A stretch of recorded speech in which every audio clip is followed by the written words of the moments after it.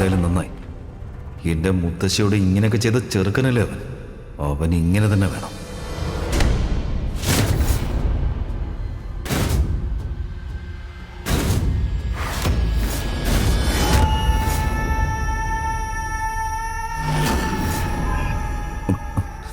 Ghulam sir, നന്നായി. കാര്യങ്ങളൊക്കെ നീ ഭംഗിയായിട്ട് ചെയ്തു. പക്ഷെ ഒരു കാര്യം കൂടി നീ ശ്രദ്ധിക്കണം.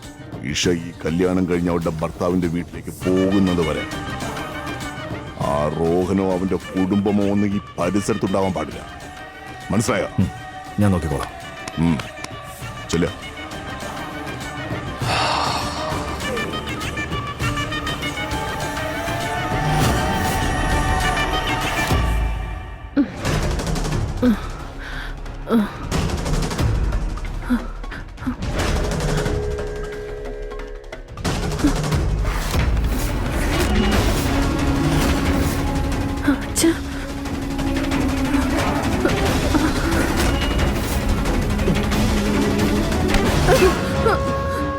നിന്റെ അച്ഛനോട് എന്റെ മോൻ ഒരുപാട് ഔദാര്യങ്ങൾ കാണിച്ചിട്ടുണ്ട് മുത്തശ്ശി. അയാൾ ഇതെങ്ങനെ അറിഞ്ഞാലുണ്ടല്ലോ, അതായത് സ്വന്തം മോള് സ്വന്തം ഭർത്താവിന്റെ വീടിന്റെ അന്തസ്സ് കളഞ്ഞുകൊണ്ട് സ്വന്തം അമ്മായിയപ്പനെ എതിര് നിൽക്കുകയാണെന്ന് അറിഞ്ഞാൽ അതോർക്കുമ്പോ എനിക്ക് പേടിയാ. അങ്ങേർക്ക് സഹിക്കാൻ പറ്റാത്ത വല്ല വിഷമം വന്നാലോ, അങ്ങനെ അയാൾ ആത്മഹത്യ ചെയ്താലോ? ഒരു കാര്യം ഓർത്തോ, ഞങ്ങളെ വീട്ടിലെ മരുമക്കളൊക്കെ കുറച്ച് കാര്യങ്ങളെ പറയൂ. അതും അവർക്ക് പറയാൻ അനുവാദമുള്ള കാര്യങ്ങൾ മാത്രം. മനസ്സിലായോ? രാമ രാമ രാമ രാമ രാമ രാമ.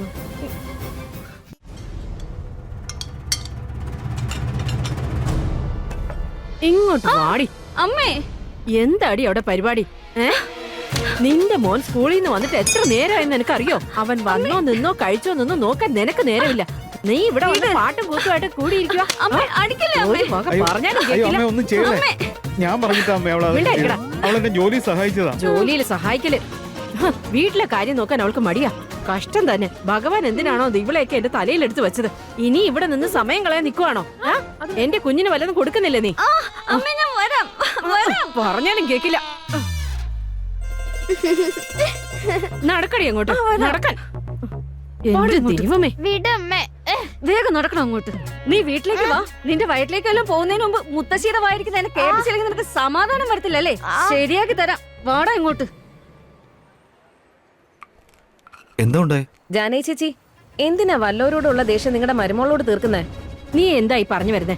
അല്ല, നിങ്ങളുടെ മോളുടെ കല്യാണം നടക്കാതെ പോയെന്ന് വെച്ച് അതിലിപ്പോ നിങ്ങളുടെ മരുമോൾ എന്ത് ചെയ്യാനാ? എന്റെ പേടി എന്താന്ന് വെച്ചാ ഇനിയിപ്പൊ റിയ മോള് ജീവിതകാലം മുഴുവൻ ഇങ്ങനെ ഇരുന്നു പോകുന്ന. കമലേച്ചി, ഇത് ഞങ്ങളുടെ കുടുംബകാര്യമാണോ? അത് ഞങ്ങളുടെ കുടുംബത്തിനകത്ത് തന്നെ തീർത്തോളാം. നിങ്ങൾ നിങ്ങളുടെ കാര്യം നോക്കി പോവാൻ നോക്ക്. ചെല്ല്. അയ്യോ, ഞാൻ നിന്റെ കാര്യം അങ്ങ് മറന്നേ പോയി. പറഞ്ഞ പോലെ പെണ്ണിന്റെ ആങ്ങള ഇത്രയും വലിയൊരു ഗുണ്ടയാണല്ലോ. തോക്ക് ചൂണ്ടിയിട്ടാണെങ്കിലും ഏതെങ്കിലും ഒരു പയ്യനെ പിടിച്ചോണ്ട് വരുമല്ലോ. അങ്ങനെ പെങ്ങടെ കല്യാണവും നടക്കും. അല്ലാതെ പിന്നെ ഇപ്പൊ ആര് വരാനാ ഈ കൊള്ളിയുടെ മകളെ കെട്ടാൻ? ചേച്ചി മതി. ഇനി ഒരു അക്ഷരം മിണ്ടിയാലുണ്ടല്ലോ, ഞാൻ എന്താ ചെയ്യുക എനിക്ക് തന്നെ പറയാൻ പറ്റില്ല. ചെല്ല്, മര്യാദയ്ക്ക് പോടുന്നു.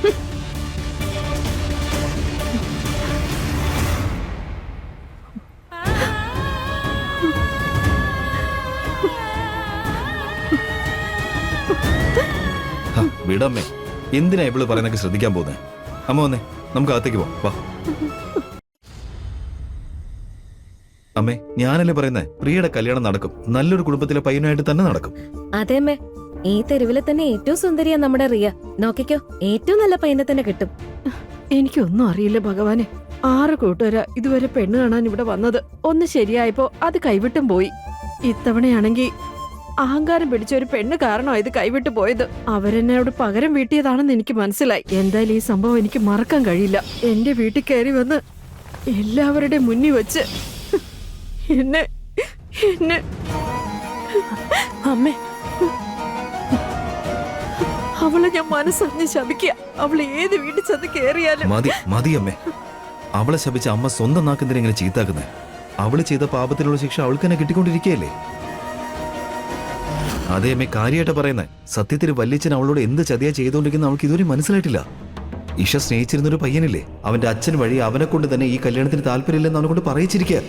അവൻ അത് അവളുടെ മുഖത്ത് നോക്കി പറയുകയും ചെയ്തു. അങ്ങനെ മുറിവും അതിനുള്ള മരുന്നും എല്ലാം വല്യച്ഛൻ തന്നെ കണ്ടുപിടിച്ചു. എന്തായി പറയുന്നത്? എന്നുവെച്ചാൽ വേറൊന്നുമല്ല, ഇഷ ആഗ്രഹിച്ച കല്യാണമല്ല ഇപ്പൊ നടക്കാൻ പോകുന്നത്. വല്യച്ഛന്റെ കണക്ഷൻ വെച്ചിട്ടുള്ള ഏതൊരു പൊളിറ്റീഷ്യന്റെ മകനുമായിട്ടാണ് അവളെ കല്യാണം നടക്കാൻ പോകുന്നത്. സോ പ്രണയം നഷ്ടപ്പെട്ട ഒരു പെണ്ണിന് ഇതിലും വലിയൊരു ശിക്ഷ കിട്ടാനുണ്ടോ? നിങ്ങൾ തന്നെ പറഞ്ഞു.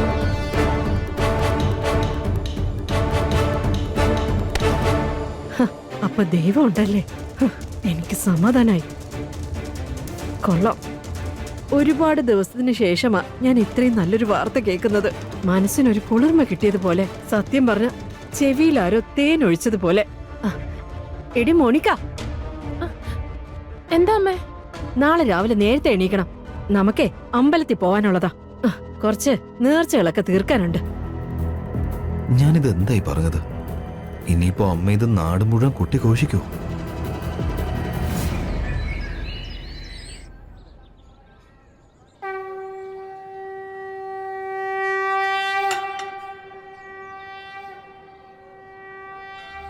ഞാനെടുത്ത തീരുമാനം തെറ്റാന്ന് തോന്നുന്നു. ഇനിയിപ്പോ അച്ഛന്റെ തീരുമാനത്തിലൂടെ എല്ലാം ശരിയാവും. ഭഗവാന്റെ പാദത്തിൽ വെക്ക. ഞാൻ പൂജയ്ക്കുള്ള ഒരുക്കങ്ങൾ ചെയ്തിട്ട് വരാം.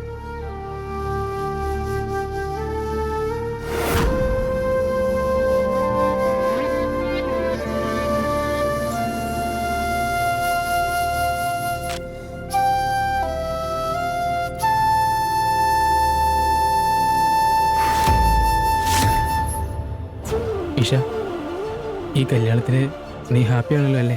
അച്ഛൻ എനിക്ക് വേണ്ടി എന്താ ചെയ്തെന്ന് അറിയാലോ. അതിനുശേഷം എന്റെ സന്തോഷത്തിനേക്കാളും വലുത് എനിക്ക് അച്ഛന്റെ സന്തോഷം.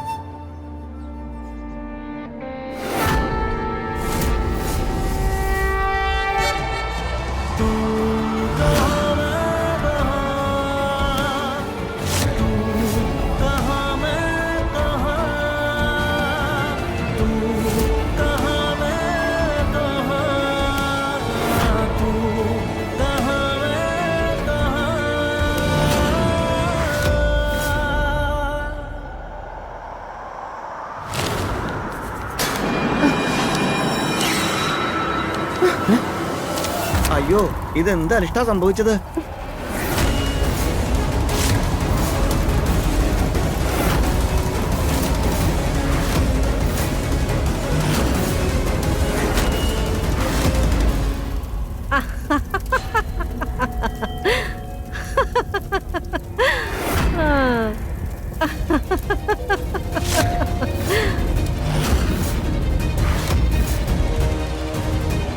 കൊള്ളാലോ എന്റെ ഭഗവാനെ.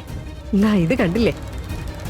നിന്റെ കല്യാണ പത്രിക സാക്ഷാൽ ദൈവം പോലും സ്വീകരിച്ചില്ല. ഇത് കണ്ടില്ലേ? അല്ലെങ്കിൽ തന്നെ എങ്ങനെ സ്വീകരിക്കാനാ? ദൈവം ഇപ്പോഴും ആരുടെ കൂടെയാ നിക്കാറ്? മറ്റുള്ളവർക്ക് ദോഷം ചെയ്യാത്ത ആളുകളുടെ കൂടെ. എന്തിനാ ഇങ്ങനെ തുറച്ചു നോക്കുന്നേ? ഇനിയിപ്പോ ഇതിന്റെയൊക്കെ പുറകില് എന്റെ കൈകളാണെന്ന് പറഞ്ഞാൽ തീർന്നല്ലോ. അല്ലെങ്കിൽ പണക്കാർക്കെല്ലാം ഇങ്ങനെ ചിന്തിക്കുന്നത് വളരെ എളുപ്പമാണല്ലോ.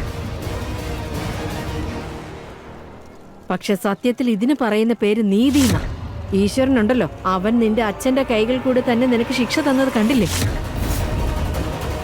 എത്ര ബുദ്ധിയായിട്ടാ അദ്ദേഹം നിന്നെ ഒരു പാഠം പഠിപ്പിച്ചത്. ഏത് ചെറുക്കനെയാണോ നീ ഇഷ്ടപ്പെട്ടിരുന്നത്, ആരെയാണോ നീ മോഹിച്ചത്, അവൻ തന്നെ നിന്നെ വേണ്ടാന്ന് പറഞ്ഞു പോയില്ലേ? നിന്റെ അച്ഛൻ തന്നെയാ ഏറ്റവും വലിയ ശത്രു എന്ന് തെളിഞ്ഞില്ലേ? കാരണം അദ്ദേഹം നിന്നെ പറ്റിച്ച് സ്നേഹം നിന്റെ കയ്യിൽ നിന്ന് പിടിച്ചു വാങ്ങിയില്ലേ? സ്വന്തം മകളുടെ നാശത്തിന് അച്ഛൻ തന്നെ കാരണമാകുന്നു പറയുമ്പോ അതിനേക്കാൾ ഗതികെട്ട വിധിയുള്ള ഒരു പെണ്ണിനെ വേറെ എവിടെ കാണാൻ പറ്റും? ഇനിയിപ്പോ നിന്റെ അച്ഛൻ ഇഷ്ടപ്പെട്ട ഒരു പയ്യനുമായിട്ട് നിന്റെ വിവാഹം നടക്കും. അങ്ങനെ ആ രാഷ്ട്രീയക്കാരന്റെ വീട്ടിലെ വളർത്തുനായ പോലെ നിനക്ക് കഴിയേണ്ടി വരും.